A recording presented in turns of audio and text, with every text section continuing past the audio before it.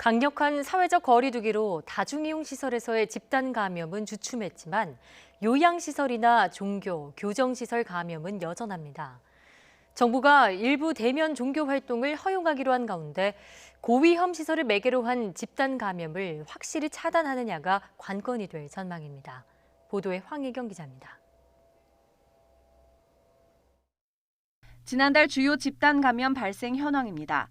실내 체육시설이나 학원, 목욕탕 등 다중이용 시설을 통한 집단 감염은 이전 달보다 감소했지만 요양병원, 교정시설, 종교 관련 집단 감염은 급증했습니다.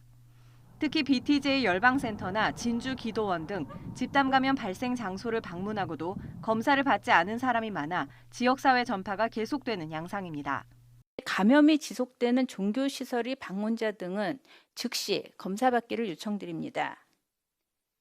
BTJ 열방센터 관련 확진자는 756명으로 어제보다 26명 증가하였습니다. 그러나 여전히 다수의 미검사자가 있습니다. 정부는 정규 예배 등 공식 종교 활동을 금지하다 보니 오히려 소모임 등 방역 사각지대가 발생하는 것으로 보인다면서 마스크 착용 등 방역 수칙을 준수한다는 전제하에 수도권은 10%, 비수도권은 20%까지 대면 종교 활동을 허용하기로 했습니다. 대신 성경 공부나 구역 예배 등 모임과 식사는 여전히 금지하고 기도원과 수련원 등에 대한 점검도 강화하기로 했습니다.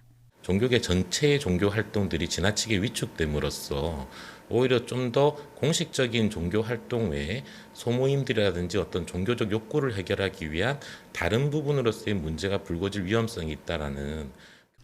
정부는 또 최근 집단 감염이 잇따르고 있는 요양병원 종사자는 주 2회, 교정시설 직원은 주 1회 PCR 검사를 진행하고 외부 활동도 제한하기로 했습니다.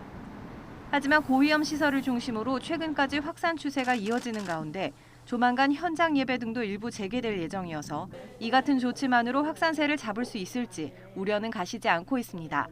YTN 황혜경입니다.